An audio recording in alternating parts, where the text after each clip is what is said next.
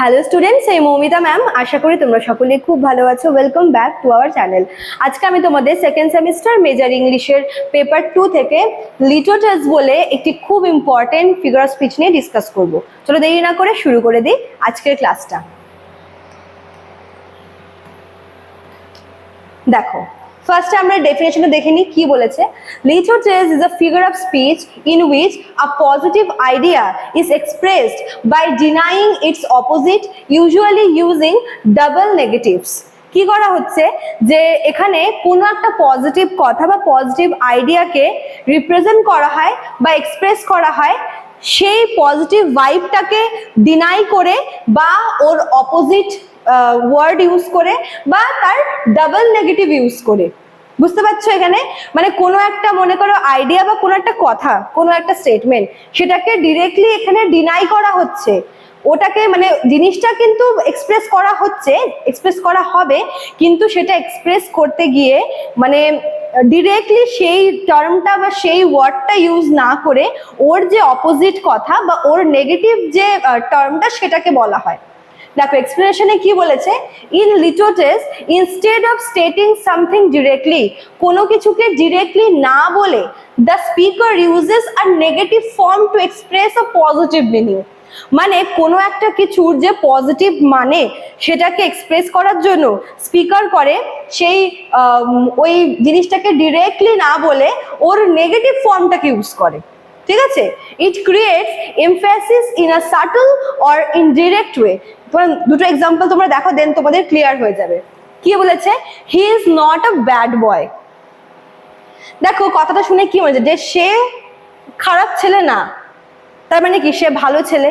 তোমরা হচ্ছে affirmative negative এগুলো তোমরা করেছো স্কুলে, তো সেম অনেকটা অমনি একটা লিটোটেস নাম দিয়ে এখানে দিয়ে দিয়েছে। ঠিক আছে? যেরকম দেখো এখানে কিন্তু নট আ ব্যাড বয় এটা না বলে গুড বয় বলতে পারতো, কিন্তু এখানে অ্যাকচুয়ালি মানে বোঝাচ্ছে কিন্তু পজিটিভ জিনিস, যে সে খারাপ না, তার মানে কি সে ভালো, কিন্তু ডিরেক্টলি সে ভালো এটা না বলে এখানে একটা নেগেটিভ ফর্ম আর কি বলছে যে সে খারাপ না। ঠিক আছে? Here instead of saying he is a good boy, the sentence uses a negative form. He is a good boy এভাবে ডিরেক্টলি না বলে এই কথাটাকেই এক্সপ্রেস করার জন্য একটু নেগেটিভ ওয়েতে বলছে। ঠিক আছে? এটা নেগেটিভ ফর্ম ইউজ করছে। The meaning is positive but it is expressed indirectly. মানেটা কিন্তু পজিটিভ, কিন্তু এটাকে এক্সপ্রেস করছে নেগেটিভ ওয়েতে, যে সে খারাপ না, তার মানে কি সে ভালো, তাই না? আর একটা এক্সাম্পল তোমরা দেখো, this is no small achievement. এটা কোনো ছোটখাটো অ্যাচিভমেন্ট নয়, তার মানে কি বড় অ্যাচিভমেন্ট, গ্রেট বা গ্র্যান্ড অ্যাচিভমেন্ট, তাই না? Here, no small actually means very great.